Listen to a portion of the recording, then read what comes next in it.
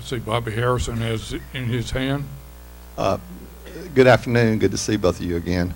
As long as you both touched on early childhood education, so I mean, and you both think it's an important element. Could you talk a little bit about how you would pay for it? Because a lot of people say they're for early childhood education, but then they say we don't have the money for it. So how would you address that issue? Well, everything goes back, Robert. Everything goes back to the budget. I think instead of budgeting for 1 year, and that's has been an ingredient for disaster. If you got a budget for 3 years, to make sure that when you look at the projection, you're looking at 3-year projection, not 1-year projection.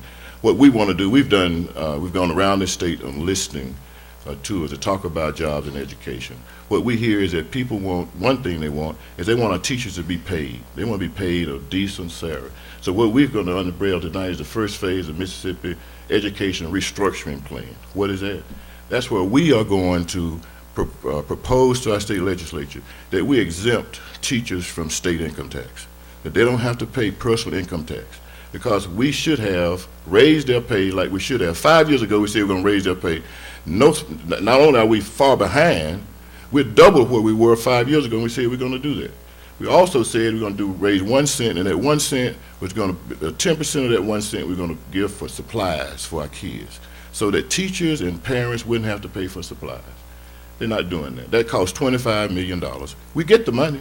So we're proposing that $50 goes for every child to a parent. So we're talking about tax cuts. So that parent gets $50 per child, so they can buy the supplies that they need. Now we talk about exempting teachers from state tax.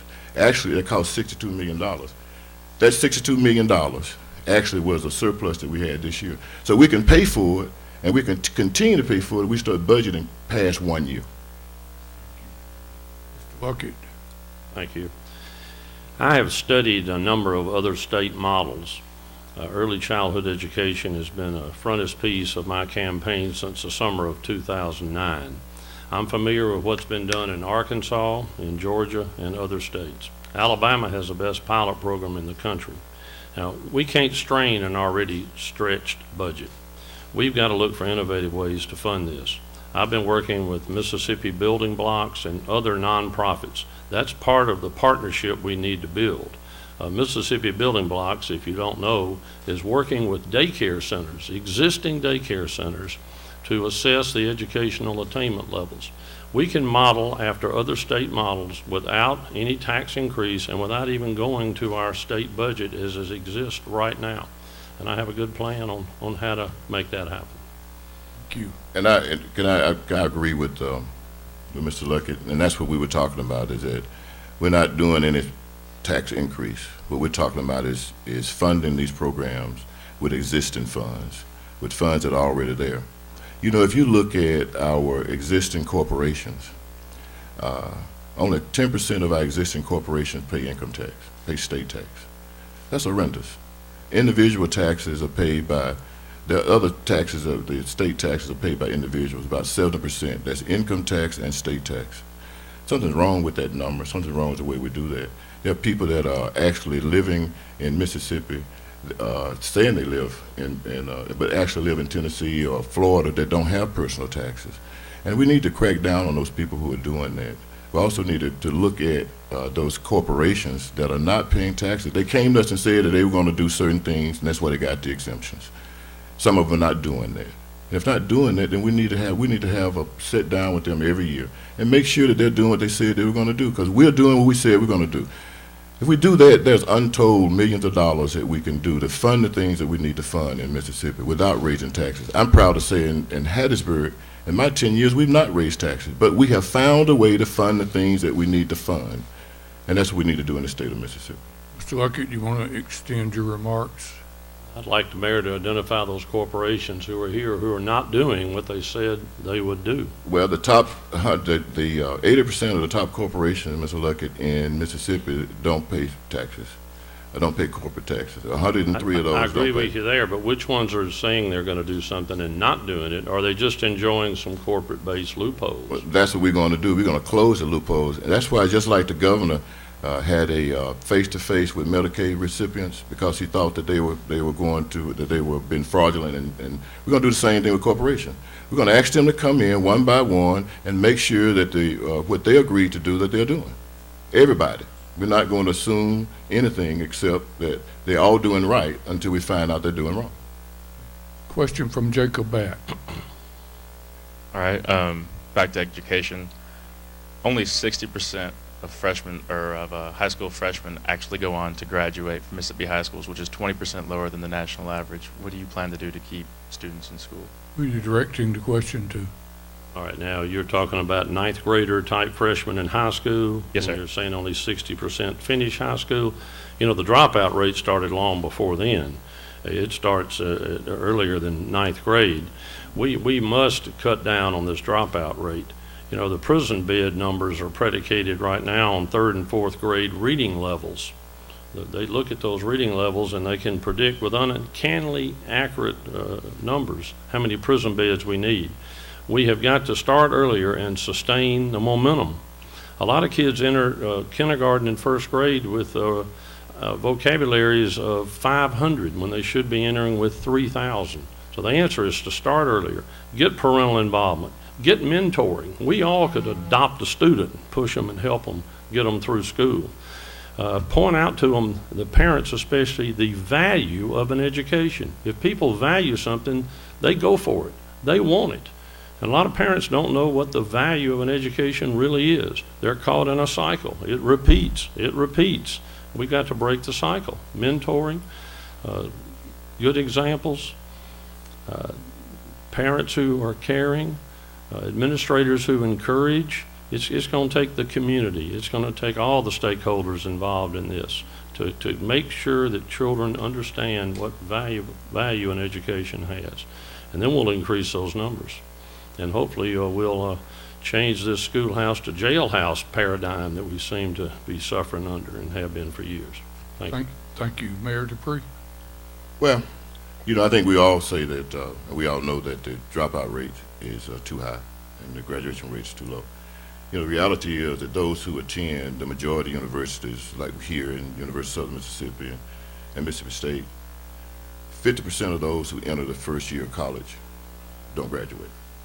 In HBCUs, only 40% that enter graduate. That says there's something wrong before they get there. And a third of those end up going to remedial training. You know, the people that paint my house, do the carpentry in my house, the electrical work in my house, all those people went to school with me. They graduated with me. They actually have their own business. That's job creation. They actually make more money than I do, too. And they hire people. What am I saying? When I went to school, they had a vocational training. You know, the special ed has what they call IEP, Individual Education Account, where they take each child and they develop a program for that child. Well, when you have the other ones, and I'll continue later on. Okay, thank you. Question from John Scott.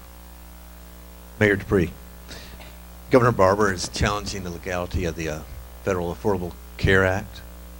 Is this something you support, and more specifically, what are your views toward the Health Care Reform Act? Well, first of all, you know, I support my president. I support his trying to provide health care for those who can't provide it for themselves. I think that's a good thing. I support being able to keep children own health care when they're 26 years old to help, because most of the time the parents are paying for it anyway. So I support that.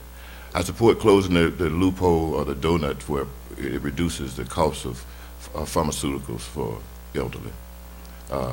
I support being able to, my wife was diagnosed with breast cancer in 2008. Without that, if we were to move or I get another job, she would not be insurable. So I support that.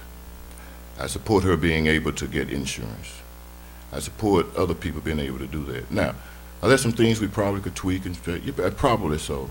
And hopefully when we become governor, if you all do that for us and vote for us, and then we'll look at that and we'll tweak it if we can. And we'll work with the administration in Washington to see how we can tweak that. Because God knows, us in Mississippi, we in Mississippi, need all the help we can get when it comes to education, health care, jobs, unemployment that we turn down, those kind of things that we need. And so, yeah, I agree with it, and we'll do everything we can to make sure that it is something that that'll benefit Mississippians. Thank you. Mr. Luckett? Yes, we, as much as any state in the nation, needs health care, and we need health care in an affordable way. The Act has some provisions that I don't like. I think it favors big health insurance companies far too much. I hated to see that cave in, but I know how compromises work, and I hope, like Mayor DuPree says, some tweaking, some cleanup, some good tight regulations will come forth and will yield us a national act. You know, it was Frederick Hayek who said that we have to share certain risk in life. And a catastrophic injury or a disease can befall anybody, no matter what your socioeconomic means happen to be. Those are risks we need to share as a people. That's the right thing to do, and we must find a way to do it. You know, we have the 37th in ranking health care in this country, yet we pay far more than any other country for that care. We have got to do some revamping, and I'm all for making Mississippi a healthy state with good, affordable health care. Thank you. Question from Bobby Harrison. Mr. Luckett, I guess you can take this one first since Mayor DuPree took the last one. Okay. But it's really the same question for both of you. Y'all are both successful in your private and public lives that you currently hold, and y'all both are running for governor as Democrats. And there's only been one Democrat elected governor in the past 5 elections. So why are you doing this, and why do you think you'll be successful where other Democrats have failed? Well, I'm well aware that Democrats don't have the nod here on statewide offices. Only 1 out of 8 right now. When you look at the representatives and senators, we still only have 1 more in that group. We have the best message, frankly, for the most people.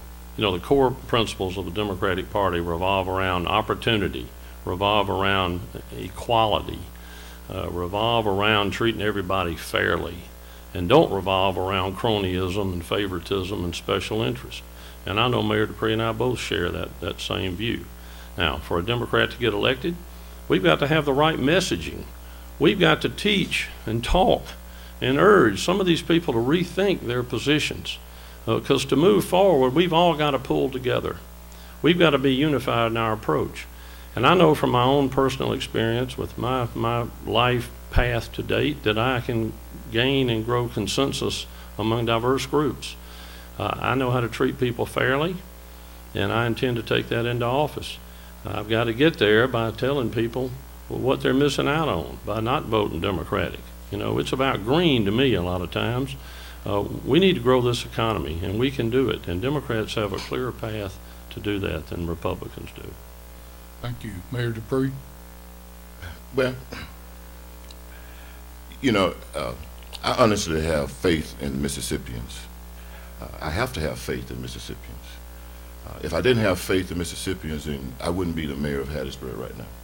Would not be elected 3 terms to the mayor as being the mayor of Hattiesburg right now. So I have faith that people will look at records. Bobby, I have faith that people will look at experience. I have faith that people will look and see who is actually the best candidate, whether that's Democrat or Republican. I actually believe that the Democrats are the best candidates. And I think if people would look at our records, they would see that. You know, I say often that I have a record that is, that you can go and look, you can Google, you can HattiesburgMS.com, you can look at the records that we've done in Hattiesburg, and you can see that even when you look at the Republicans, they don't have that history. They don't have the history of being a CEO of a county, city, schools. I don't think we ever had a governor that's had that kind of credentials, those kinds of credentials. I think it's time to have people who have worked with people on the ground, who know what it means when people do things that we have to contend with, and that's why I think they're going to elect us.